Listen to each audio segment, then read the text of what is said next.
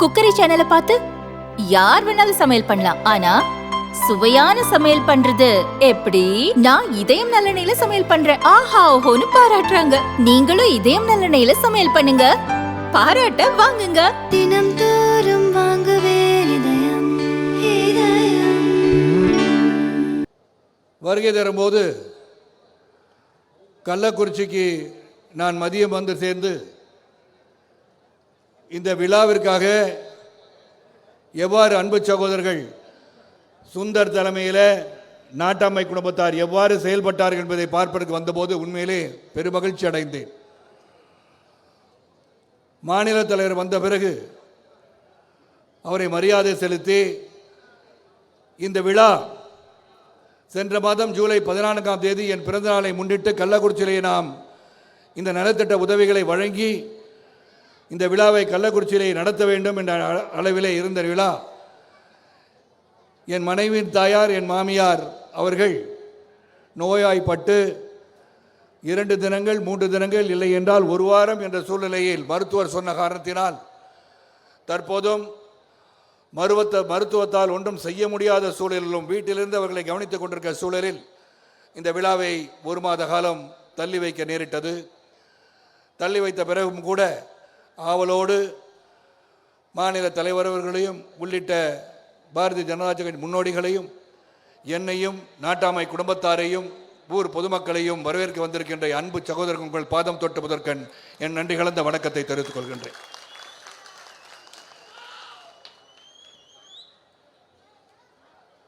இங்கு மழையின் காரணமாக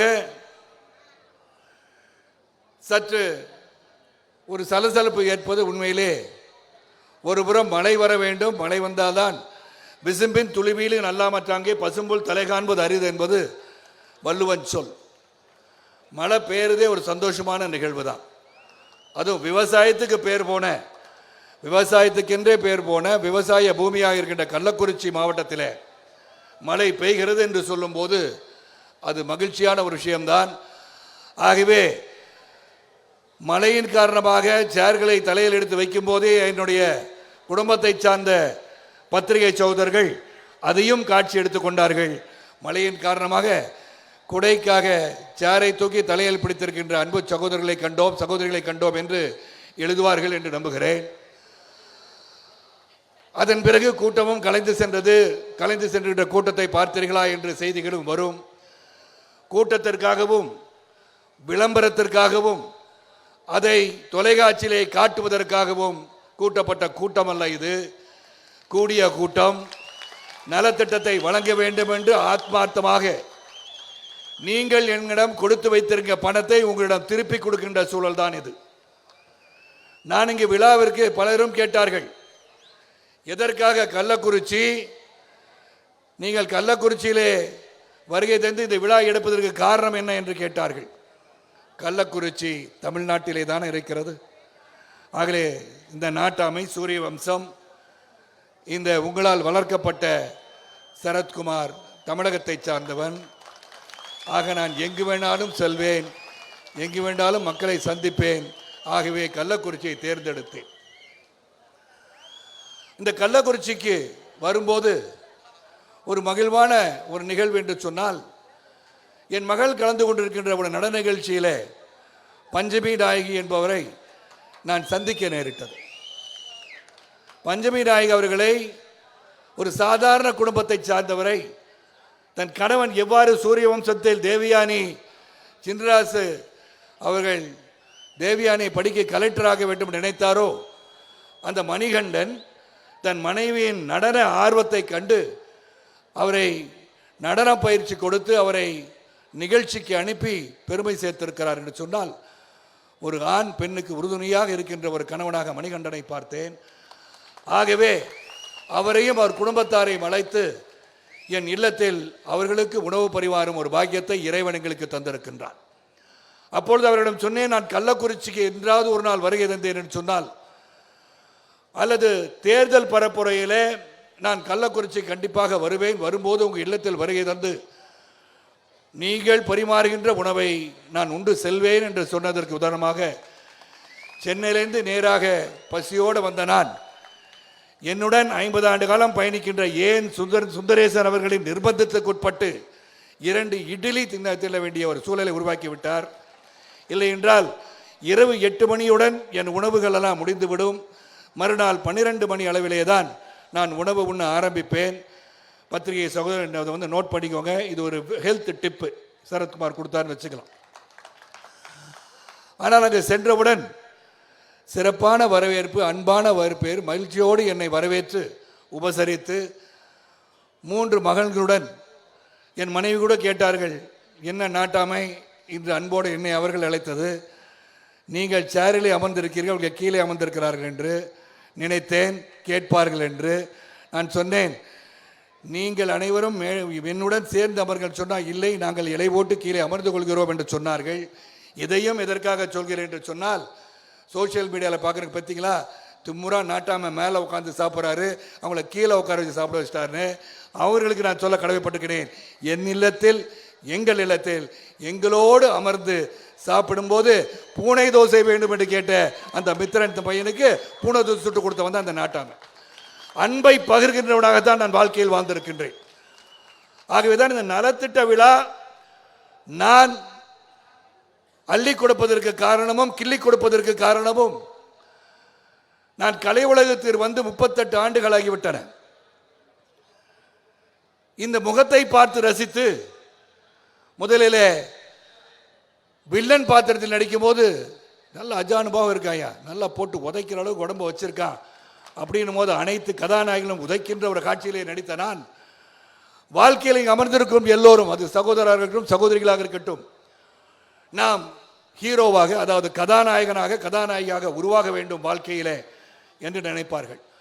நானும் அந்த எண்ணத்தில் பயணித்த பிறகுதான் ஒரு காலம் வந்தது, உங்கள் ஆதரவு கிடைத்தது. இவர் நல்லா இருக்காரு அந்த ஆளு, அவர் பார்த்து உடம்பை எப்படி வச்சிருக்காரு பாருங்க, கார் டயரை தூக்கி தொடையில வச்சு ஸ்டெப்பையை மாற்றுறாரியா என்றனை ஆதரித்து, தாய் குலங்கள் தாய்மார்களும் சிரிச்சா எம்ஜிஆர் போல கணத்தில் குழி விழுதியா என்று சொல்லி என்னை ரசித்தும் ஆளாக்கி உருவாக்கி ஆதரவளித்து, தியேட்டருக்கு செல்லும் போது தியேட்டர் உரிமையாளர்களும் தியேட்டர் அந்த விநியோகஸ்தர்களும் இந்த தம்பி சரத்குமாரை வைத்து படம் எடுத்தால் கூட்டம் வருகிறது சொன்னதின் அடிப்படையில் நீங்கள் கொடுத்த ஆதரவினால், என்னை காண வந்த ஆதரவினால் காசு கொடுத்து நீங்கள் தியேட்டருக்கு போனீங்க, என்னை காசு கொடுத்து புக் பண்ணிட்டாங்க. அந்த காசு என்னிடத்தில் இருக்கிறது, அதை திரும்ப கொடுப்பதற்காகத்தான் 38 ஆண்டுகள் தொடர்ந்து என் ரசிகமன்ற கூட்டங்கள், ரசிகமன்ற சகோதரர்கள் இந்த பிறந்தநாள் விழாவை தொடர்ந்து நடத்தி கொண்டிருக்கிறார்கள். இங்கு ஒரு செய்தியை நான் சொல்ல விரும்புகிறேன். நான் அடிக்கடி பத்திரிகை சகோதரர்கள் சொல்லும் போது, நான் அந்த குடும்பத்தை சார்ந்தவன், நான் ஒரு பத்திரிகையாளராக இருந்து தான் நான் என் வாழ்க்கையில் முன்னேறி இருக்கேன். அதையும் சில நேரம் சொல்லிவிட்டு நான் இங்கிருந்து செல்ல விரும்புகிறேன். அந்த பத்திரிகை குடும்பத்தை சார்ந்தவன் சொல்லும் போது, என் வாழ்க்கை பயணம் துவங்கியது முதல் நான் பிஎஸ்சி பட்டதாரி, கணிதம் பயின்றவன்.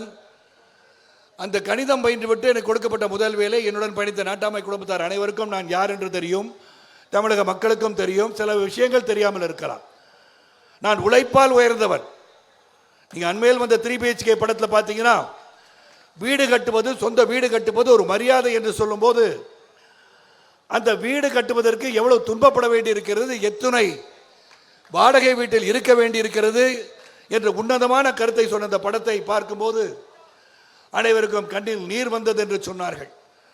அது உங்களுக்கு கண்ணீர் நீர் வந்தது போல எனக்கும் வந்தது. காரணம், என் தந்தையார் 11 வீடுகள் நான் மாற்றினோம், அவரால் சொந்த வீடு கட்ட முடியவில்லை. அந்த ஏக்கம், அந்த தாக்கம் எனக்கும் இருந்தது. அந்த தாக்கத்தையும் ஏக்கத்தையும் நிறைவேற்றியது நீங்கள் தான்.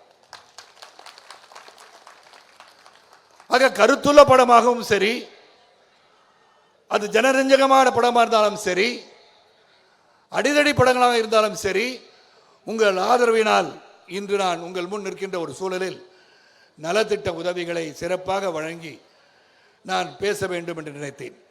இங்கு மற்றொரு செய்தியை சொல்ல விரும்புகிறேன். இன்று மழையால் பாதிக்கப்பட்டிருப்பதால் என் துணைத் தலைவரும் நாட்டாமை குடும்பத்தாருக்கும் ஒன்றை மட்டும் கேட்டுக்கொள்கிறேன். சுந்தர் அவர்கள் கவனிக்க, பொருளாளர் அவர்கள் உங்களிடம் பேசிக்கொண்டே இருப்பார். தேவையற்ற பேச்சுக்கள் எல்லாம் நான் பேசும்போது என்னை கவனிங்க. டிசிப்ளினரி ஆக்ஷன் எடுப்பேன், உங்களுக்கு தெரியும் என்னை பற்றி. ஆகவே நான் என்ன சொல்லுகிறேன் என்று சொன்னால், அக்டோபர் மாதம் மழை பெய்யுமான்னு பாருங்க. மழை பெய்யாத காலம் என்று ஒன்று இருக்கிறதா பாருங்க. ஏன்னா நாட்டமை பாதம் பட்டால் வெள்ளாமை விளையும் அப்படின்னு சொல்லி ஒவ்வொரு முறையும் நாட்டாமை வருவது மழை பெய்து விட்டால் கலைந்து போகின்ற சூழல் உருவாகக்கூடாது. ஆகவே அக்டோபர் திங்களோ அல்லது நவம்பர் திங்களோ ஏதாக இருந்தாலும் மீண்டும் ஒருமுறை இதே இடத்தில் ஒரு நலத்திட்ட உதவி விழா நடக்கும், சிறப்பாக நடக்க வைக்க வேண்டும். அப்பொழுது இங்கு முழுசா கூறப்பட்டிருக்கு. அது என்னுடைய ஆசை, அதை நிறைவேற்றுவீர்கள் என்று நான் நம்புகிறேன். இங்கே விழாவின் நோக்கம் நான் சொல்லிட்டேன். என்னுடைய பயணம் இப்படி தான். என் பயணம் சைக்கிளில் போய் பேப்பர் போட்டேன். முதல்ல பிஎஸ்சி பட்டதாரி, கணிதம் பட்டதாரி. கணிதம் படித்தது எங்கு உதவிது என்று சொன்னால், நீங்கள் எனக்காக ஈட்டி கூட பணத்தை எண்ணுவதற்காக கணிதம் எனக்கு பயிர்ந்தது. அதான் உதவி பண்ணுச்சு. ஆக நாம் பெற்ற செல்வம் அனைவரும் பெற வேண்டும், நாம் அனைவரும் ஒற்றுமையாக ஒன்றாக இருக்க வேண்டும் என்ற எண்ணத்திலே பயணித்தவன் நான்.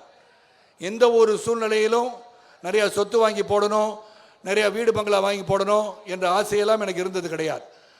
நான் அளவுக்கு மீறி ஒரு மனிதனம், தனி மனிதனம் இறைவன் பொருளை தருகிறான் என்று சொன்னால், மனிதா அது உனக்கல்ல பிறருடன் பகிர்ந்து கொள்வதற்காக என்று கீதையிலும் சொல்லியிருக்கிறது, குரானிலும் சொல்லியிருக்கிறது, பைபிளிலும் சொல்லியிருக்கிறது.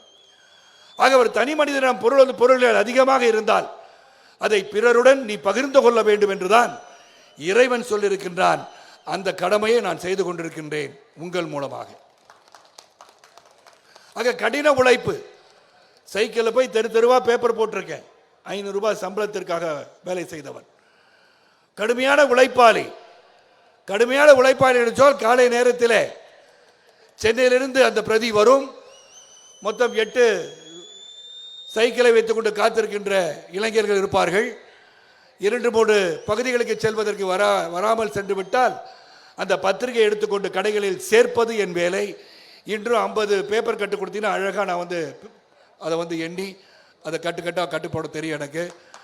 ஆக நான் அந்த அலுவலகத்தில் சொல்லி படித்தவனாக இருப்பதால் நான் இங்கிருந்து பத்திரிகையாளராக எழுத்து வடிவத்தில் நடக்கின்ற செய்திகளாக உங்களை அனுப்பலாம் என்று கேட்டேன். என்னை பத்திரிகையாளராக வேடிக்கை அழகு பார்த்தார்கள். அப்பயே நேரம் அதிகமாக இருந்துச்சு. என்ன பண்ணலான்னு பார்த்தா, ஒரு கடையில் நான் ஒரு மெக்கானிக் மாதிரி, அது காராக இருக்கட்டும், சைக்கிளாக இருக்கட்டும், மோட்டார் சைக்கிளாக இருக்கட்டும், பிரித்து எப்படி அதை ஓட்ட வைக்கிறான்னு பார்க்கணுன்ற அறிவை வளர்த்து கொண்டவனால ஹீரோ சைக்கிள்ஸ்னு ஒரு கம்பெனியில் டிஸ்ட்ரிபியூட்டராக இருந்தது பிரேம் ஹரிராம்ஜி. அந்த பிரேம் ஹரிராம் வேலை கொடுத்தார்.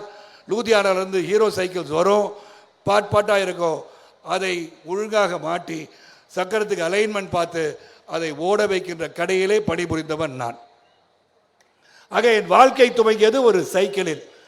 ஆகவே தான் என் அலுவலகத்தில் வந்திருக்க சில நண்பர்களுக்கும் நாட்டாமை சகோதரர்களுக்கும் அங்கே ஒரு சைக்கிளில் பேப்பர் வச்ச ஒரு பொம்மை வச்சிருப்பேன். அதை நினைவு கூறுவதற்காக.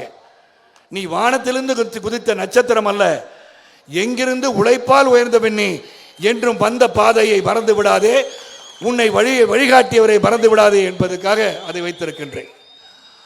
அங்கிருந்து நான் பல தொழில்கள் பண்ணேன். கடைசியில் சினிமாவுக்கு வந்தேன், தயாரிப்பாளர் இருந்தேன், நடிக்க ஆரம்பித்தேன். தயாரிப்பில் சில தோல்விகளை சந்தித்தேன். பிறகு நாளை பிறந்தநாள் காண்கின்ற அன்பு சகோதரர் புரட்சி கலைஞர் கேப்டன் அவர்கள் என்னை புலன் விசாரணை படத்தில் அறிமுகப்படுத்தினார். ரொம்ப கஷ்டத்தில் இருக்கிற நேரத்தில் அவர் கூப்பிட்டு அந்த வாய்ப்பு கொடுத்தார்கள். அந்த படத்துலையும் போட்டு நல்லா மிதின்னு மிதிச்சாங்க. அதன் பிறகு ஹீரோவான அந்த ஹீரோவானதுக்கு காரணம் நீங்கன்னு சொல்லிட்டேன். ஆக என் வாழ்க்கை பயணம் சாதாரண ஒரு பயணம் கிடையாது. உழைப்பால் உயர்ந்தவன் நான். அன்புக்கும் பண்புக்கும் பாசத்திற்கும் தரத்திற்கும் நியாயத்திற்கும் தர்மத்திற்கும் கட்டுப்பட்டவன். தரக்குறைவாக யாரையும் பேசியது கிடையாது, பேசவும் தெரியாது, பேசினாலும் புரியாது. பிறர் சொல்ல வேண்டும் அது கெட்ட வார்த்தை என்று அந்த அளவில் வளர்ந்தவன் நான். ஆனால் இன்று இந்த சோசியல் மீடியா காலகட்டத்திலே நான் பார்ப்பது, அரசியல் தலைவர்கள் என்று அழைத்துக் கொள்பவர்கள் கூட பீப் போடுகின்ற அளவிலே பேசுவதை காணும் போது உண்மையிலே வருத்தமடைகிறேன். இது எங்கு வரப்போகிறார் சரத்குமார் என்று பத்திரிகை சகோதரர்கள் எடுத்து வைத்துக் கொள்ளலாம். சிறப்பாக சிலரை பற்றி, முக்கியமாக ஒருவரை பற்றி பேச இருக்கின்றேன். இது எதுக்காக சொல்லணும்னா, இன்று நாம் உதாரண புருஷனாக இருக்க வேண்டும். உதாரண புருஷன் என்று சொல்லும்போது உங்களை மக்கள் பார்த்து கொண்டிருக்கிறார்கள். நீங்கள் எப்படி அவர்களை வழிநடத்த போகிறீர்கள் என்பதை கவனித்துக் கொண்டிருக்கிறார்கள். அது நடிகராக இருக்கட்டும், தயாரிப்பாளராக இருக்கட்டும், தொழில் முனைவோராக இருக்கட்டும், வேற எங்கோ பணிபுரிவராக இருக்கட்டும், விவசாயியாக இருக்கட்டும், நெசவாளராக இருக்கட்டும், உங்களை பார்த்து கொண்டிருக்கிறார்கள். நீங்கள் எப்படி நடந்து கொள்கிறீர்கள், உங்களின் பண்புகள் என்ன, நீங்கள் எப்படிப்பட்டவர் என்பதை புரிந்து கொள்ள வேண்டும் என்று உங்களை கவனிப்பவர்கள் அதிகமாக இருப்பார்கள். அவங்களுக்கு மட்டும் இல்லை, உங்களுக்காக நீங்கள் நல்லவர்களாக வாழ வேண்டும். ஆகவேதான் என்னை பொறுத்தவரை தகாத வார்த்தைகளோ, ஆங்கிலத்தில் சொல்ல வேண்டுமானால் I do not know how to hit below the belt. ஒரு வயிற்று கீழே என்னை யாரையும் அடிக்க தெரியாது. தரங்கட்ட பேச்சு என்னிடந்து வராது. எது நியாயமோ அந்த நியாயத்தை தைரியமாக எடுத்து சொல்பவன் நான். ஆக இன்று நான் கள்ளக்குறிச்சிக்கு வருகை தந்து இன்று இறைவன் என்னை இங்கு அழைத்து பேச வைத்திருக்கான் என்று சொன்னால், இன்று நாம் அனைவரும் இங்கு கூடியிருக்கிறோம் என்று சொன்னால் அதற்கு காரணம் எங்கோ பிறந்து எங்கோ வளர்ந்து இருவர் சந்திப்பதே அரிது என்ற சூழலில் இத்தனை பேரையும் ஓரிடத்தில் அழைத்து உலகம் காத்தான் என்ற இடத்திற்கு நாட்டாமையின் பிறந்த நாள் நலத்திட்ட விழா வழங்க வேண்டும் என்று இறைவன் கட்டளையிட்டிருக்கின்றான். நாம் அனைவரும் இங்கு வந்திருக்கின்றோம். அப்படித்தான் நான் இதை எடுத்துக்கொள்கின்றேன். இங்கு மாநில தலைவர் அவர்கள் சிறப்புரை ஆற்றி திண்டுக்கல் செல்ல வேண்டும் என்று சென்றிருக்கிறார்கள். அவர்கள் என்னை பற்றி சொன்னார்கள். நான் கடந்து வந்த பாதையிலும் அவரையும் நான் பார்த்திருக்கின்றேன். இன்று ஒரு தலைமையின் கீழ் நான் பயணித்துக் கொண்டிருக்கின்றேன். உண்மைக்கு புறம்பாகவும் சரி, நியாயத்துக்கு புறம்பாகவும் சரி, என் மனதளவிலும் நான் எதையும் நினைப்பதில்லை. இந்த நாட்டாமை குடும்பத்தார் என்று சொல்லும்போது என்னுடன் 38 ஆண்டுகள் இங்கு ஒரு செய்தியை மட்டும் பகிர்ந்து கொள்கிறேன். நான் நடிகராக பயணித்து வரும்போது இங்கு அன்பு சகோதரர் சுந்தரேசன் அவர்கள் உட்கார்ந்திருக்கிறார்கள். மதுராந்தகம் ஆறுமுகம் திராவிட முன்னேற்றங்களின் முன்னோடிகள் ஒருவரான அவரின் சொந்தக்காரர். அவர் தான் எங்களுடைய ரசிகமன்ற தலைவராக இருந்தார்.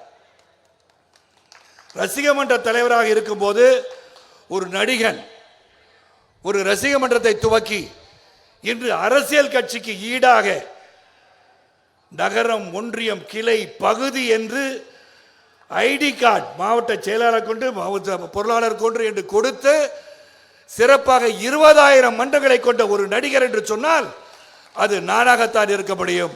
அதுதான் நாட்டாமை குடும்பத்தார். எனக்கு ஒன்று பெருமை. இன்று அந்த நாட்டாமை குடும்பத்தார், எங்கள் தலைவன், எங்கள் நாட்டாமை என்ன சொன்னாலும் நீங்க கேட்குறீங்க பார்த்தீங்களா, அது என் மீது நீங்கள் வைத்திருக்க நம்பிக்கைக்கு உங்கள் பாதம் தொட்டு நான் வணங்குகிறேன். பாழும் கிணற்றிலே எங்கள் நாட்டாமை எங்களை இறக்கிவிட மாட்டார் என்ற எண்ணத்தோடு என்னோடு நீங்கள் பயணித்துக் கொண்டிருக்கிறீர்கள். அது எந்த முடிவாக இருக்கட்டும், எந்த சூழலாக இருக்கட்டும், பிடித்தது பிடிக்காது என்று இருந்தால் கூட தலைவன் கட்டளையிட்டு விட்டான், நாட்டாமை சொல்லிவிட்டார் என்பதற்காக என்னுடன் பயணித்துக் கொண்டு மார்ச் 12 சென்ற ஆண்டு நாம் தேசிய நீரோட்டத்தில் கலக்கிறோம் என்று சொன்ன பிறகும் உங்களுடன் நாங்கள் இருக்கிறோம், தைரியமாக பயணத்தை தொடருங்கள் சொன்ன உங்களுக்கு மீண்டும் ஒருமுறை என் வணக்கத்தை தெரிவித்துக் கொள்கிறேன்.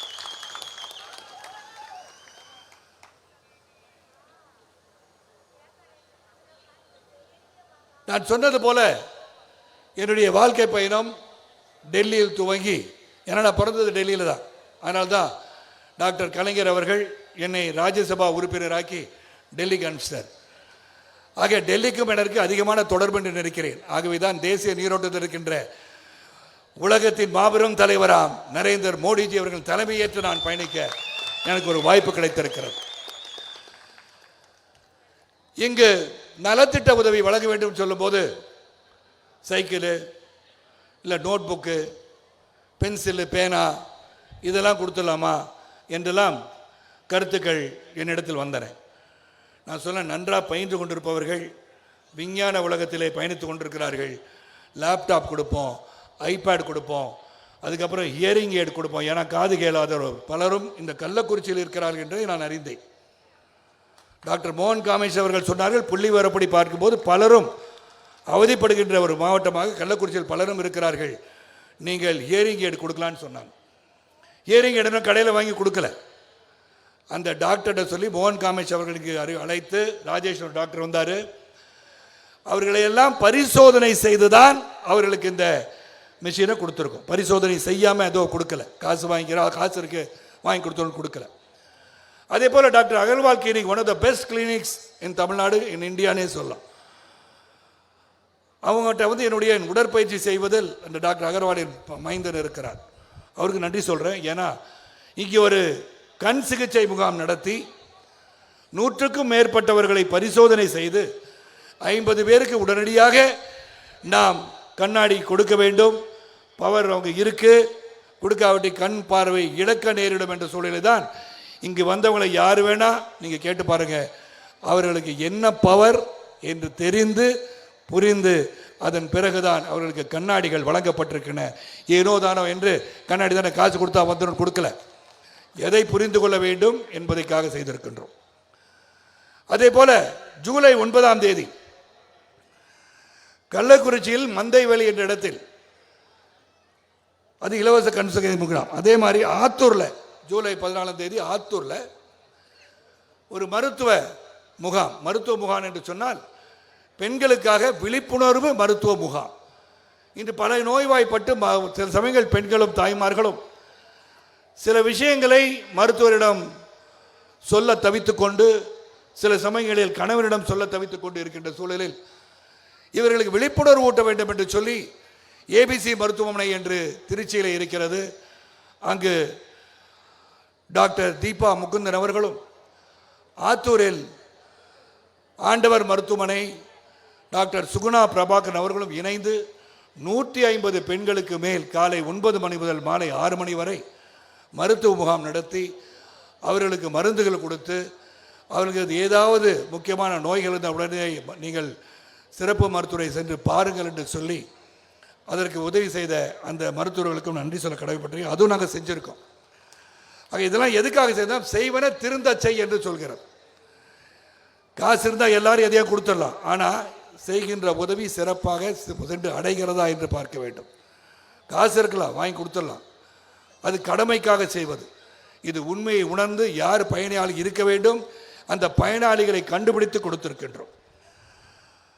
அதே போல் என்னுடைய அட்வொகேட் இளங்கோ அவர் என்ன பண்ணார்னா, நீங்கள் புத்தகங்கள் கொடுக்கலாமே, தலைவர்களின் புத்தகம் கொடுக்கலாமே என்று சொன்னார். அதையும் நாங்கள் இங்கே வச்சுருக்கோம்.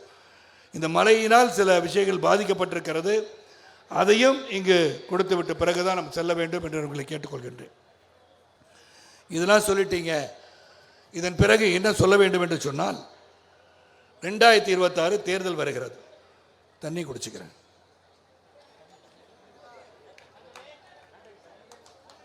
அப்பே கேட்டாங்க தண்ணி வைக்கணும்.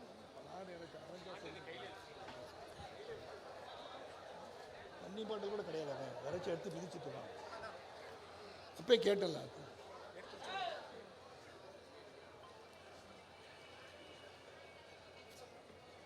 2026 தேர்தலை நோக்கி நாம் பயணித்துக் கொண்டிருக்கின்றோம். இங்கு அன்பு செல்வங்கள், சகோதர சகோதரிகள், தாமரை செல்வங்கள் எல்லாம் இருக்கீங்க. இந்த 2026 தேர்தலை எளிதாக எண்ணி விடாதீர்கள். 22ஆம் தேதி அன்று பூத் கமிட்டி உறுப்பினர்கள் கூட்டம் நெல்லையில் நமது உள்துறை அமைச்சர் அமித்ஷா அவர்கள் தலைமையிலே நடந்தது. நமது மாநில தலைவர் சொன்னது போல ஒரு பூத் கமிட்டி உறுப்பினர்கள் கூட்டம் திருமண மண்டபத்தில் நடக்கும். அழைக்கப்பட்டவர்கள் வருவார்கள். ஆனால் குமரி கோட்டத்துக்கு உட்பட்ட 5 பாராளுமன்றத்துக்கு உட்பட்ட 30 சட்டமன்ற தொகுதிக்கான பூத் கமிட்டி உறுப்பினர்கள் கூடுகின்ற கூட்டத்தை இதுபோன்ற ஒரு பொதுக்கூட்டத்திலே செய்தால்தான் அது சிறப்பாக இருக்கும். ஏனென்றி 8 இடங்களில் செய்ய வேண்டியதை முதல் துவக்கமாக அவர்கள் நெல்லையிலே செய்து முடித்திருக்கிறார்கள். அங்கே சொன்ன கருத்துக்கள், பல கருத்துக்கள் சொல்லப்பட்டிருக்கிற அந்த கருத்துக்களை ஒரு சில உங்களை சொல்ல நான் கடமைப்பட்டிருக்கின்றேன். ஒன்று, பூத் கமிட்டி என்பது சாதாரண விஷயம் அல்ல. ஒரு சட்டமன்றத்திற்கு 250, 275, 300 பூத்துகள் இருக்கும். ஒரு பூத்தில் 50 பேர் கண்டிப்பாக இருக்க வேண்டும். அந்த 50 பேரின் பணிகள் என்னவாக இருக்க வேண்டும்? சிலர் பூத்திற்கு உள்ளேயும் பூத்துக்கு வெளியேயும் முதியோர்கள், கர்ப்பிணி பெண்கள், வழிகாட்டுதல், கார் பார்க்கிங், பைக் பார்க்கிங், அவர்கள் சிறப்பாக அவர்கள் அழைத்து சென்று வாக்குச்சாவடி வாக்குகளை பதிவு செய்ய வைப்பதுதான் அந்த பூத் கமிட்டி உறுப்பினர்கள் பணி. ஆக 300 என்று தோராயமாக எடுத்துக்கொள்வோம். 300 பூத் ஒரு சட்டமன்ற தொகுதிக்கு இருக்குன்னா 50 பேர் என்று சொன்னால் அது 15,000 ஆயிடுச்சு. இந்த 15,000 பேர் ஒரு பூத் கமிட்டி உறுப்பினர் தன் குடும்பத்தை சார்ந்த 4 பேருக்கிடம் வாக்குகளை சேகரித்தார் என்று சொன்னால் 4 மல்டிப்ளைட் பை 15,000 60,000 வாக்குகள் வருகிறது. 2 லட்சம் 3 லட்சம் இருக்கின்ற அந்த தொகுதியில் 60,000 என்று சொன்னீர்கள் என்று சொன்னால் கிட்டத்தட்ட 24% நம் தாமரை சொந்தங்கள் 234 தொகுதிகளும் வாங்கி தர முடியும் என்பதை உணர்த்துகின்ற கூட்டமாகத்தான் அது அமைந்தது. ஆக முக்கியமான பணி அதுதான் முக்கியமான பணி. ஏன்னா அவர்கள் தான் நேரடியாக வாக்குகளை சேகரிக்கின்ற இடத்தில் இருக்கிறார்கள். அவர்களுக்கு தான் யார் எந்த இடத்தில் இருக்கிறார்கள், யார் எந்த கட்சிக்கு வாக்களிப்பார்கள், அந்த கட்சியை தாண்டி நமக்கு எப்படி வாக்களிக்க செய்ய வேண்டும் என்பதையெல்லாம் அவர்கள் உணர்கின்ற சூழலை உருவாக்குவார்கள். அவர்கள் அந்த பணியை அவர்கள் சிறப்பாக செய்தார்கள் என்று சொன்னால் நான் குமரி கோட்டத்தை மட்டும் சொல்கிறேன். அந்த 30 தொகுதிகளிலும் 30ற்கு 30 வெற்றி பெறுகின்ற வாய்ப்பு என்னால் அன்று பார்க்க முடிந்தது. நான் ஏற்கனவே நான் இருந்த திராவிட முன்னேற்ற கழகத்திலே விருதுநகரே ஒரு மாநாடு நடக்கும்போது 40ம் நமதே என்று முதல் அந்த சொல்லை சொல்லிக் கொடுத்தது அடியேன் சரத்குமார் தான். ஆக இன்று சொல்கிறேன் 2026 ஏன்னா ஏற்கனவே 34 தொகுதியை திராவிட முன்னேற்ற கழகம் விட்டு கொடுத்து விட்டது. ஏன்னா 200 தொகுதியில் நாங்கள் ஜெயிக்க போகிறோம்னு சொல்லியிருக்கனால 34 நம்மகிட்ட ஆல்ரெடி வந்துருச்சு. ஆக 234 தொகுதிகளும் நாம் வெற்றி பெறுவதற்கு நாம் பாடுபட வேண்டும். சாதாரண விஷயம் அல்ல. நாட்டாம ஏதோ சொல்லிட்டு போயிட்டாரு என்று எடுத்துக்கொள்ளாதீர்கள். உழைப்பு வேண்டும். என் அன்பு சகோதரர் NMS விவேகானந்தன் பேசும்போது சொன்னார், 1996ஆம் ஆண்டு நான் பிரச்சாரம் செய்யும் போது திராவிட முன்னேற்ற கழகம் தமாக பூப்படார் ஐயா அவர்களின் கட்சியும் ஒன்றாக நின்றார்கள். 40 நாட்கள் அயராது உழைத்திருக்கின்றேன். 24 மணி நேரம் பிரச்சாரம் பண்ணலாம். 24 மணி நேரம் பிரச்சாரம் பண்ணீங்களான்னு கேட்டா 22 மணி நேரம் பிரச்சாரம் பண்ணியிருக்கேன். அது உண்மை. கேட்டு பாருங்கள், சொல்வார்கள் சரத்குமாரன் பணி எப்படி இருந்தது என்று. 14 ஆண்டுகள் வீட்டிலே அமர்ந்த திராவிட முன்னேற்ற கழகத்தை மீண்டும் ஆட்சி பீடத்தில் அமர்த்திய ஒருவனாக பலரும் இருந்திருக்கலாம், உழைப்பு இருந்திருக்கலாம். அன்றிருந்த புரட்சி தலைவை எதிர்த்து பிரச்சாரம் செய்து திராவிட முன்னேற்ற கழகத்தை ஆட்சியில் அமர்த்தினேன் என்று சொன்னால், அந்த மக்களின் ஆதரவை பெற்றேன் என்று சொன்னால் உழைப்பு இருந்தது, உண்மை இருந்தது, சொல்வதில் நியாயம் இருந்தது, தர்மம் இருந்தது, வாக்களித்தார்கள். அதை இன்று சொல்கிறேன். அதே நியாயம், தர்மம், உணர்வு, உறுதி என்னிடத்தில் இருக்கிறது. அதை கொண்டு பிரச்சாரம் செய்ய இருக்கிறோம். 214 தொகுதியிலும் ஒரு நல்லாட்சி அமைவதற்காக, ஏற்கனவே உள்துறை அமைச்சர் சொன்னது போல ஒரு கூட்டணி ஆட்சி அமைவதற்காக கடுமையான உழைப்பை தர நான் தயாராகிவிட்டேன். நீங்கள் தயாரா? நீங்கள் தயாரா? ஆக எதற்காக சொல்கிறேன் என்று சொன்னால், பல கூட்டணிகள் அமையலாம். நாம் இந்த பிரச்சாரத்தில் முன்வைக்க வேண்டியது என்னவென்று சொன்னால், உலகத்திலேயே இன்று இந்தியாவின் புகழை உயர்த்தியிருப்பவர் யார்? நல்லா சொல்லுங்க. மோடிஜி அவர்கள். நமது நாடு பொருளாதாரத்தில் 4வது இடத்தில் இருக்கிறது. அந்த பொருளாதாரத்தை 3வது இடத்தில் கொண்டு செல்வதற்கான முயற்சிகளை எடுத்துக் கொண்டிருக்கிறார். 23ஆம் தேதி ஸ்பேஸ் டே. நாம் இந்தியா விண்வெளியிலே நாமே நமக்கென்று ஒரு நிலையத்தை உருவாக்க போகிறோம் என்று சொன்னாரே தொலைநோக்கு சிந்தனையாளர். நீங்க அவர் செய்த நற்பணிகளை, சொன்ன திட்டங்களை, செயலாற்றியதை எடுத்து சென்று கடைகோடி மக்களிடம் செல்லுங்கள். அவரிடம் சொல்லுங்கள் என்னென்ன திட்டங்களை மோடிஜி அவர்கள் அறிவித்து செயல்படுத்தியிருக்கிறார்கள் என்று. அனைவருக்கும் வீடு கட்டும் திட்டம். இன்னைக்கு காலைல பஞ்சமி அவர் இல்லத்துக்கு போனா பிரதமர் வீடு கட்டும் திட்டத்தில் தான் வீடு கட்டியிருக்காங்க. முத்ரா கடன், இளைஞர்களுக்கு, தொழில் முனைவோருக்கு முத்ரா கடன். இஸ்லாமிய பெண்கள் திருமண நிதி உதவி திட்டம். தூத்துக்குடியில் புதிய விமான நிலையம் திறந்து வைத்தார்கள். அண்மையில் குலசேகரப்பட்ட ராக்கெட் தளம். தமிழ் மீதும் தமிழர் மீதும் கொண்ட பற்றினால் ஒரு தலைவர், ஒரு பாரத பிரதமர் உலகமென்றும் தமிழை பறைசாற்றிக் கொண்டிருக்கிறார் என்று சொன்னால் அது தமிழை வளர்க்கிறேன் என்று சொன்னவர்கள் இல்லை, தமிழை உண்மையிலே வளர்த்துக் கொண்டிருப்பவர் நமது பாரத பிரதமர் மோடிஜி அவர்கள் என்பதை நாம் உணர வேண்டும். செங்கோலை கொடுக்கிறார் என்று சொன்னால் கருத்து சொல்கிறார்கள். அது நமது கலாச்சாரம். செங்கோல் என்பது உண்மையாக ஆட்சி புரிவதற்காக கொடுக்கப்படுவது. அதை எதுக்குறாங்க. எதை பண்ணாலும் எதுக்கிறதுக்காக ஆட்சியாளர் இருக்கக்கூடாது. நல்லதை சொன்னால் அதை ஏற்றுக்கொள்ள தெரிய வேண்டும். இப்படி பல திட்டங்களை சொல்லிக்கொண்டே போகலாம். ஆக பொருளாதாரத்தில் 3வது இடத்தில் வருவதற்கு நாம் முனைந்து கொண்டிருக்கின்றோம். பாரத பிரதமரை பார்த்தால் அனைவருக்கும் ஒன்றை மட்டும் சொல்கிறேன், பத்திரிகை சகோதரருக்கும் வந்திருக்கிற சகோதர சகோதரிகளுக்கும், உலக நாடுகள் அது ட்ரம்பாக இருக்கட்டும், ஐரோப்பிய நாடுகளாக இருக்கட்டும், இந்தியாவை உற்று நோக்கி கொண்டிருக்கிறார்கள். அவங்களுக்கு பயம். அந்த பயத்தினால தான் ட்ரம்ப் வரிகளை ஏற்றிக்கொண்டே போகிறார். அஞ்சப் போவதில்லை மோடிஜி அவர்கள். எதிர்கொள்வதற்காக we call it the human resource, மனித வளம் கொண்ட நாடு இந்தியா. 2025 பயணித்துக் கொண்டிருக்கின்றோம். ஏற்கனவே அப்துல் கலாம்ஜி சொன்னது போல 2025 அதிகமான இளைஞர்கள் உள்ள நாடு இந்தியா என்று கருத்து கணிப்பு சொல்லும் போது அந்த இளைஞர்கள் கொண்ட ஒரு நாடுதான் நமது பாரத தேசம். அந்த இளைஞர்களை சரியான முறையிலே வழிநடத்துகிறோம் என்று சொன்னால் நாம் மிகப்பெரிய வல்லரசு ஆகிவிடும் என்ற அச்சம்தான் அமெரிக்காவிலும் சரி ஐரோப்பிய நாடுகளை பார்த்து அஞ்சிக் கொண்டிருக்கிறார்கள். ஆகவே நாம் சிறப்பாக இந்த மனித வளத்தை சீரான பாதையிலே வழியெடுத்து சென்றோம் என்று சொன்னால் நிச்சயமாக நமது தேசம் ஒரு நாள் பொருளாதாரத்தில் முதன்மை இடத்தை பிடிக்கும் என்பதில் எந்த ஒரு அச்சமும் இல்லை. ஆக அப்படிப்பட்ட ஒரு உன்னதமான தலைவர் 3 முறை முதலமைச்சராக, குஜராத் மாநிலத்தின் முதலமைச்சர். எனக்கு ஒரு பெருமை இருக்கிறது.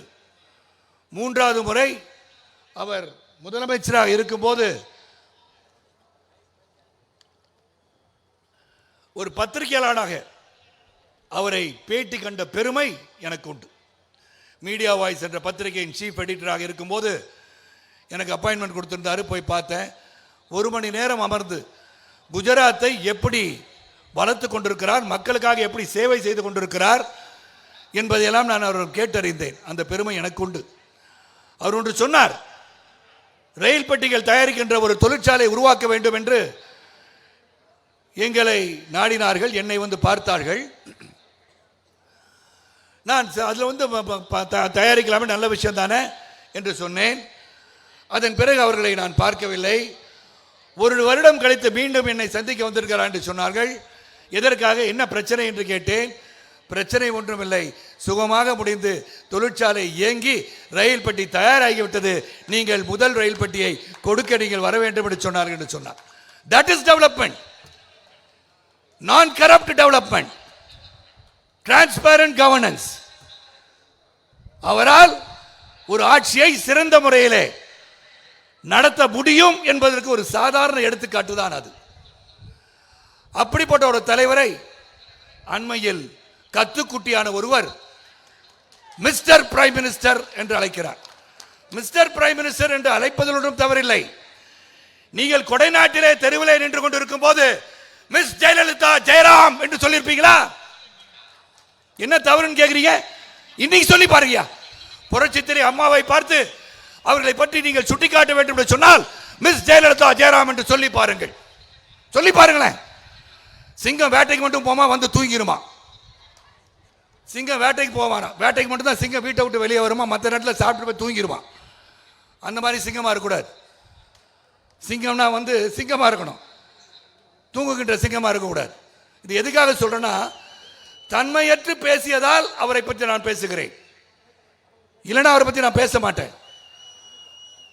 அங்கே நமது முதலமைச்சர் அவர்களை அவரையும் தாய் மாமன் அப்படின்றார். அவர் மாமா அங்கிள் கூப்பிடுவார். நீ என்ன கூப்பிடு, அங்கிள் கூப்பிடுங்க, தாத்தான்னு கூப்பிடுங்க, என்ன வேணா கூட கவலைப்படல. ஆனால் தரம் என்று ஒன்று இருக்கிறது. You cannot call the honorable prime minister by his name. You cannot call the chief minister of our state by his name. You cannot ridicule them because they elected people. மக்களால் தேர்ந்தெடுக்கப்பட்டவர்கள். நீங்க அந்த மனிதனுக்கு மரியாதை கொடுக்கிறீர்களோ இல்லையோ, அந்த பதவிக்கு மரியாதை கொடுத்தாக வேண்டும். அந்த தரத்தை கற்றுக்கொள்ளுங்கள் விஜய் அவர்களே. நீங்க கமெண்ட்ஸ் போடுங்க. நீங்க சூப்பர் ஸ்டார் சொன்னீங்க அப்படின்னும் போது பாராட்டினீங்க. அதே சமயத்தில் நல்ல கருத்தை சொல்லும் போது ஏன் ஏற்றுக்கொள்ள மாட்டேன் என்கிறீர்கள்? நீங்க தைரியம் தான் என்கிட்ட வந்து பேசி பாருங்க.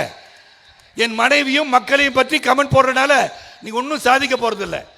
இதையெல்லாம் கண்டு பயந்தவன் நான் அல்ல. ஏற்கனவே ஒரு ட்வீட் போட்டிருந்தீங்க லாங் பேக், உங்க தலையை எடுத்துருவோம் நாங்க. நான் சொன்னேன், ஐயா எடுக்கிறதா எடுத்துறீங்க, நம்பர் 2 கல்யாண நகர் கொட்டி வாங்க தான் வீடு, அங்கே வந்து எடுங்க.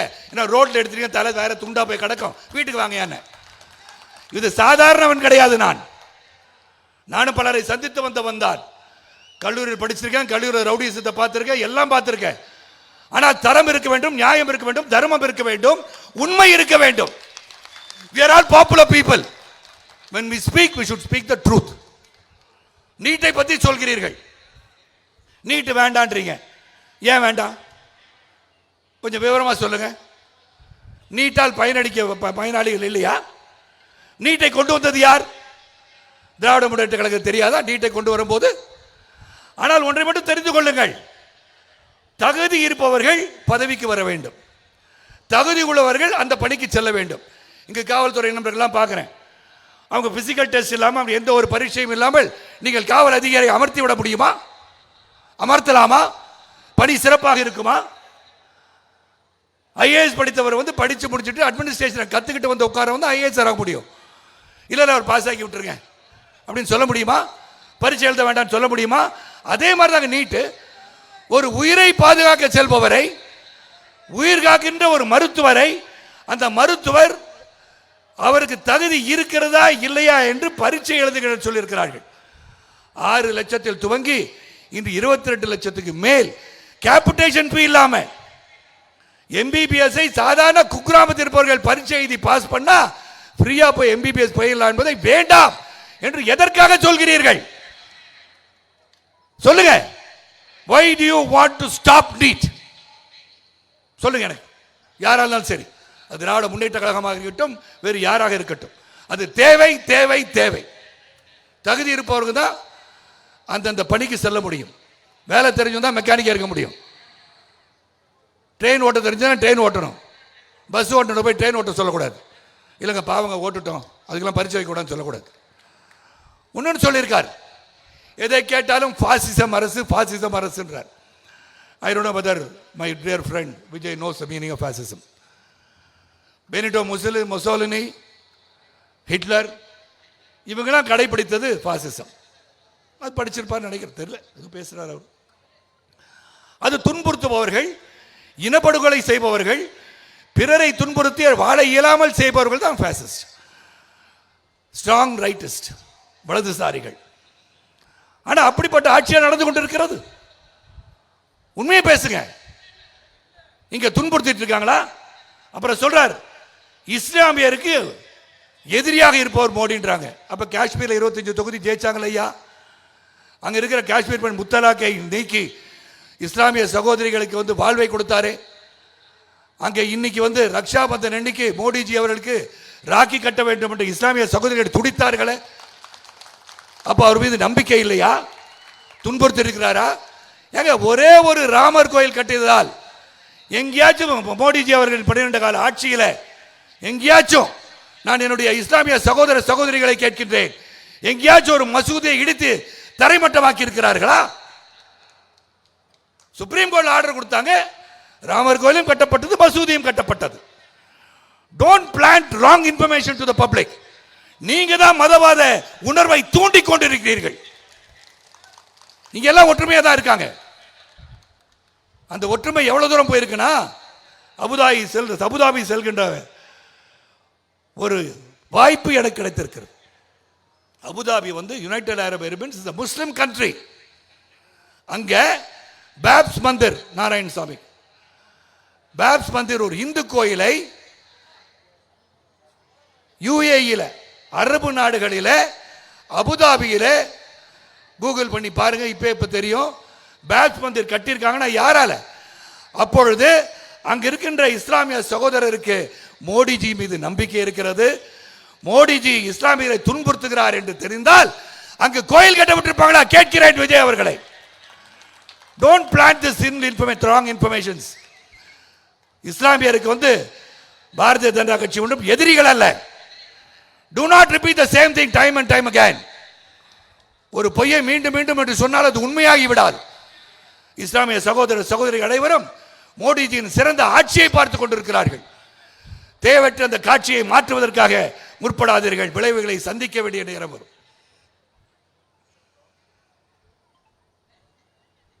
ஆகவே அவரிடம் சொல்லிக்கொள்றேன், அதுக்கப்பட்டு இல்லை. 832 மீனவர்கள், 832 36 தெரியல, மீனவர்கள் பாதிக்கப்பட்டிருக்கிறான்னு சொல்றார். அப்ப மோடிஜியின் ஆட்சி வந்த பிறகு எத்தனை பேரை? 6 பேரை தூக்கு தண்டிலிருந்து மீட்டவர் மோடிஜி அவர்கள். அங்கு கைது செய்யப்பட்டவரை உடனடியாக விடுவிக்க சொல்வது மோடிஜி அவர்கள். ஒரு மீனவ சகோதரர் கூட மரணம் அடையவில்லை இந்த 12 கால ஆட்சியிலே. Do you have data with you, Vijay? Do you have it? ஒரு உன்னத தலைவரை இழிவுபடுத்தாதே.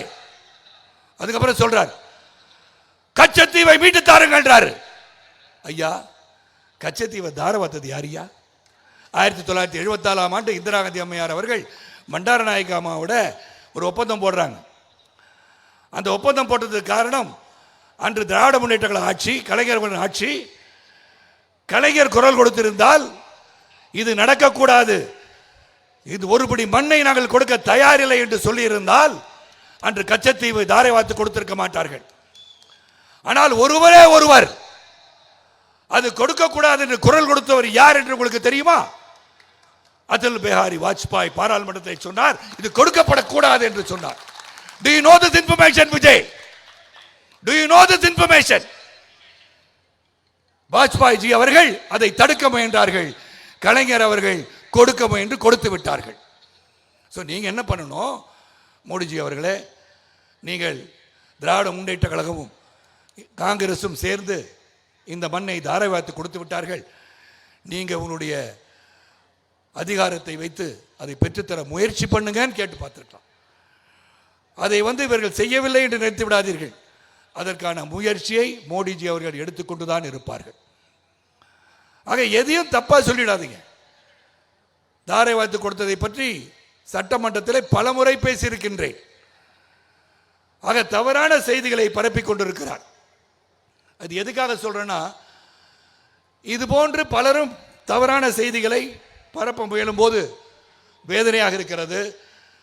ஆக இதையெல்லாம் உணர்ந்து திராவிட முன்னேற்ற கழகத்தின் ஆட்சியிலே இன்று நீங்க பார்க்குறீங்க, பல இடங்களில் ஆணவ கொலைகள் நடக்கிறது, திடீர்னு கொலை சம்பவங்கள் நடக்கிறது. இதெல்லாம் வேடிக்கை பார்க்கின்ற ஒரு சூழல் உருவாகிவிட்டது. நான் காவல்துறையை குறை கூறவில்லை, ஆனால் ஒன்றை மட்டும் சொல்கிறேன், போதைக்கு அடிமையாகின்ற இளைஞர்கள் அதிகமாகிவிட்டனர் தமிழகத்தில் என்பதை உணர வேண்டும். அது போதையின் கொடுமைதான், போதையின் வெளிப்பாடுதான், போதைப் பொருளின் வெளிப்பாடுதான் இளைஞர்களை தூண்டுகிறது, மக்களை தூண்டுகிறது. ஆகியவை ஒடுக்க முயற்சி செய்யுங்கள் அன்பு சகோதரர்களை. ஆக 2026 தேர்தல், நாம் சந்திக்க இருக்கிற தேர்தல் ஒரு சாதாரண தேர்தல் அல்ல, எளிதான தேர்தல் அல்ல. நம்ம போயெல்லாம் ஜெயிச்சலாம் நினைக்கக்கூடாது. ஆனால் உறுதியாக நாம் செயல்பட வேண்டிய ஒரு சூழல் இருக்கிறது. ஆக என்னை பொறுத்தவரை நாம் எப்படி நடந்து கொள்ள வேண்டும், தன்மையோடு நடந்து கொள்ள வேண்டும், வாக்குகளை எப்படி சேகரிக்க வேண்டும், அதை எவ்வாறு சேகரித்து ஆட்சி பீடத்தில் உள்துறை அமைச்சரும் எடப்பாடி பழனிசாமி அவர்களும் சேர்ந்து ஒரு கூட்டணி அமைத்திருக்கிறார்கள், அந்த கூட்டணி எப்படி வெற்றி பெற வேண்டும் என்பதற்கு நீங்கள் உழைத்திட வேண்டும். ஆக இந்த உழைப்புக்கு நிச்சயமாக நீங்கள் குரல் கொடுப்பீர்கள் நம்பிக்கையுடன். உங்களிடம் இங்கே செல்ல மனம் இல்லாவிட்டாலும் இங்கு பயனாளிகளுக்கு கொடுக்க வேண்டிய பொருள்களை கொடுத்து அவர்கள் வாழ்க்கையில் உண்மையிலே பயன்பெற வேண்டும். இங்கு சிலர் காது கேளாதோர் அந்த காது கேட்கின்ற கருவியை வாங்கிய பிறகு நான் உங்களை மறந்து விடுவேன் என்று நினைக்காதீர்கள். நீங்கள் அனைவரும் உங்கள் லிஸ்ட் ஏற்கனவே எங்கள்கிட்ட இருக்கு. Chennai one of the top doctors is doctor மோகன் காமேஸ்வரன். அவரிடம் உங்களை அழைத்து செல்ல நான் ஏற்பாடு செய்கிறேன். மீண்டும் ஒருமுறை சிறப்பாக நீங்கள் அவரிடம் மருத்துவ உதவி பெற்றுக்கொள்ளுங்கள். இந்த கண்ணு நீங்கள் டெஸ்ட் பண்ணி ப்ரோக்ரெசிவ் லென்ஸ் கொடுத்துருக்கோம். ஷார்ட் ஐ மட்டும் இல்லை, லாங் சைட்டாக இருந்தாலும் டெஸ்ட் பண்ணி அந்த ப்ரிஸ்கிரிப்ஷனோடு உங்களுக்கு கொடுத்துருக்கோம். இதுதான் எங்களுடைய தன்மை. ஒரு 50 பேர் கொடுத்துருக்கோம், மேலும் பலர் கொடுக்கலாம். ஆக எங்களை பொறுத்தவரை மக்கள் நலமாக இருக்க வேண்டும், நீங்கள் நலமாக இருக்க வேண்டும், நான் நலமாக இருக்க வேண்டும். எனக்கு என்னென்னா ரொம்ப சந்தோஷமான ஒன்று, என் அன்பு சகோதரர்கள் மேடையில் வீட்டிற்பவர்களெல்லாம் நாட்டாமை பிறந்தநாள் விழா தான் போட்டாங்க. ஆனால் நயனானந்தன் அண்ணன் அவர்கள் எனக்கு அண்ணன் அப்படின்றவர் சொல்லிட்டாங்க. உண்மைதான், என்னுடைய வயது 71, பெருமையோடு சொல்கிறேன். அண்மையிலே சிலர் கேட்டார்கள், நாட்டாம ஆரம்பிச்சிட்டாரு விளம்பரத்துக்கு அப்படின்னு. என்னத்தை விளம்பரம் பண்ண? உடற்பயிற்சி செய்ததை நான் பதிவிட்டதை விளம்பரம் என்று சொல்கிறார்கள். ஐயா, நான் பதிவிட்டதுக்கு ஒரே ஒரு காரணம் தான். இந்த கலை உலகம் மட்டுமல்ல, இறைவன் கொடுத்த இந்த உயிரிலே உயிர் இருக்கும் வரை ஆரோக்கியம் இருந்தால்தான் அந்த உயிரை தக்க வைக்க முடியும் என்பதை உணர்ந்தவன் நான். உடல் ஆரோக்கியம் இருந்தால்தான் சிறந்த சிந்தனைகள் வரும். சிறந்த சிந்தனைகள் வந்தால்தான் நான் ஆற்றல் மிகு சிந்தனையாக அமையும். Your thought will become action. The action will change many things in this world. ஆக அப்படிப்பட்ட ஒரு ஆரோக்கியம் தேவை. அதனால தான் இன்னைக்கும் பார்த்தீங்கன்னா என்னால் அந்த ஆரோக்கியத்தை பேணி காக்க வேண்டும் என்று சொல்லி இந்த உடலை, உங்கள் உயிரை நான் பாதுகாத்து வைத்திருக்கின்றேன். என் உயிர் அங்குதான் இருக்கு. நீங்க கொடுத்த உயிர் நான் வாழ்ந்துட்டு இருக்கேன். ஒவ்வொருவரும் கொஞ்சம் கொஞ்சமா அவங்க உயிரில் பாதி கொஞ்சம் கொஞ்சமா எனக்கு கொடுக்குறீங்க. ஆகவே நான் சிறப்பாக வாழ முடிகிறது. ஆக நிரந்தரம் இல்லாத இந்த வாழ்க்கையிலே நாம் இறந்து மடிந்து எங்கு போகிறோம் என்று தெரியாது. ஆனால் வாழ்ந்து மறையும் போது நம் வாழ்ந்த தலைவர்கள் விட்டு சென்ற பெயரை நாம் பெற வேண்டும் என்று சொன்னால் நல்ல வேலை செய்ய வேண்டும், நல்லவைகளை சிந்திக்க வேண்டும், நல்லவைகளை செய்ய வேண்டும், சிந்திக்க வேண்டும் என்று சொன்னால் உடல் ஆரோக்கியம் தேவை தேவை தேவை. ஆகவே 200 கரண்ட், 200 வோல்ட்ஸு, 400 வோல்ட்ஸு, 800 வோல்ட்ஸில் யாரும் வீட்டுக்கு போகும்போது அது பக்கமே போயிடாதீங்க. அதுக்காகவே திறந்து வச்சுருக்காங்க. அதெல்லாம் பண்ணி உடலை கெடுத்துக்காதீங்க. ஏன்னா உடல் இருக்க வேண்டும், உங்களுக்காக அல்ல, நீங்கள் வாழ்வதற்காக அல்ல. உங்களை நம்பி இருக்கிறதே குடும்பம் ஒன்று, மறந்து விடாதீர்கள். நீங்கள் அவன் அனாதை விட்டு சென்று விடாதீர்கள். அவங்களுக்காக நீங்கள் இருக்கணும், எனக்காக நீங்கள் இருக்கணும், நான் உங்களுக்காக இருக்கணும், நான் உங்களுக்காக உழைக்க வேண்டும், தமிழக மக்களுக்காக உழைக்க வேண்டும். அந்த உழைக்கின்ற சக்தியை இறைவன் எப்போது தருவான் என்றால் உடல் ஆரோக்கியமாக இருக்கும் போது தான் தருவான். ஆகவே தான் அந்த ஆரோக்கியத்திற்கு முக்கியத்துவம் தந்து அந்த பதிவுகளை பதிவிடுகிறேன். அது எனக்கு ஒன்றும் விளம்பரம் தேவையில்லை, எல்லாருக்கும் தெரியும். சரத்குமார் இன்னைக்கு கூட ஒரு 10 பேர் வந்தால் அவங்கள சமாளிக்கூட சக்தி இருக்கும்னு. 10 பேர் அப்படின்னு சொன்னால் என்னை தாக்க வந்த 10 பேரை சொல்கின்றேன், தவறாக பிரித்து கொள்ளக்கூடாது. அது பாட்டு பாடுறது விஜய் பாடுவார், எல்லாத்தையும் பாடுவார். ஆக நான் பாட்டு பாடுவது ஒன்று அவசியமில்லை. ஆனால் 2 வரிகள் மட்டும் புரட்சி தலைவரை பற்றி உங்களுக்காக சொல்லிட்டு நான் விடைபெற ஆசைப்படுகின்றேன்.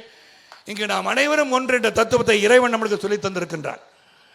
எங்களுடைய பயணம் நீண்ட நெடிய ஒரு பயணம். 1996 துவங்கி இன்று வரை 28 ஆண்டுகள் என்னுடைய அரசியல் பயணம். சாதாரண பயணம் கிடையாது. அரசியல் புரிந்தவன் நான், தெரிந்தவன் நான். அது மட்டுமல்ல, சரத்குமார் என்ன அரசியல் தெரியும் என்று கேட்டீர்கள் சொன்னால் என் பாரம்பரியத்தை தெரியாதவன் சொல்லிக் கொண்டு செல்கிறேன். என்னுடைய பெரியப்பா சீபா ஆதித்தனார் தினத்தந்தியின் நிறுவனர், கூட்டுறவுத்துறை அமைச்சராக இருந்தார், சபாநாயகர் இருந்தார். இங்கு வயது முதியோர்களுக்கு தெரிந்திருக்கலாம், கம்யூனிஸ்ட் பார்ட்டியோட சிபியோட மிகப்பெரிய தலைவர் கேடிகே தங்கமணி என்னுடைய பெரியப்பா. ஆதித்தனாருடைய மனைவி கேடிகே தங்கமணியின் மனைவி என் தாயார், 3 பேரும் சகோதரிகள். அவர்கள் பாராளுமன்றத்தில் நேருஜி அவர்கள் கேடிகே தங்கமணி வந்திருக்கிறாரா என்று கேட்கின்ற காலத்தை உருவாக்கியவர் கேடிகே தங்கமணி. அப்படிப்பட்ட அரசியல் குடும்பத்திலிருந்து வந்தவன் நான். அது மட்டுமல்ல, நம் உடம்பிலே ஓடுவது சிவப்பு நிற ரத்தம் தான் என்று எனக்கு சொல்லிக் கொடுத்த என் தந்தையார். ஆக சமத்துவத்தை நெஞ்சிலே தாங்கி நடந்து கொண்டிருக்கின்றேன். யார் கைவன கீறி பாருங்க, சிவப்பு கலர் தான் ரத்தம் இருக்கும். இறைவனின் படைப்பிலே நாம் ஒன்று தத்துவத்தை மனதில் வைத்துக் கொண்டு நாம் பயணிக்கும் போது, நியாயமும் தர்மமும் உங்களிடம் இருக்கும்போது, உண்மை உணர்வு உறுதி இருக்கும்போது நாம் வெற்றி பெறுவது நிச்சயம். அரசியல் மட்டுமல்ல, வாழ்க்கையிலும் வெற்றி பெறுவது நிச்சயம். ஆக நீங்கள் கேட்டதற்காக உங்களை நீங்கள் புரிந்து கொள்ளுங்கள். நான் பலமுறை சொல்லியிருக்கின்றேன், நீங்கள் காலையில் எழுந்தவுடன் உடற்பயிற்சி ஒரு புறம், கண்ணாடி முன்னாடி போய் நில்லுங்க. நின்றுட்டு சொல்லுங்க, நான் தான் உலகத்தில் மிக அறிவானவன், I am the most intelligent person in this world சொல்லுங்க. கண்ணாடியை பார்த்து நான் தான் சிறந்த ஆணழகன் சொல்லுங்க, நான் தான் பேர் அழகி என்று சொல்லுங்கள். கண்ணாடி என்றாவது உங்களை திரும்பி பார்த்து சொன்னால் அன்று நீங்கள் வேதனை அடைங்கள். திரும்பி பார்த்து சொல்லவே சொல்லாது. அதுதான் உங்களுடைய தன்னம்பிக்கையாக இருக்க வேண்டும். நீங்க உங்கள் மீது நம்பிக்கை வையுங்கள். Colour doesn't make a difference, your appearance doesn't make a difference, you make a difference, yourself you make a difference. சமுதாயத்திலே சமூகத்திலே நாம் எப்படி வாழ வேண்டும் உணர்வை நாம் வளர்த்து கொள்ள வேண்டும். யூ ஷுட் ஹேவ் தன்னம்பிக்கை உங்களுக்கு இருக்கணும்.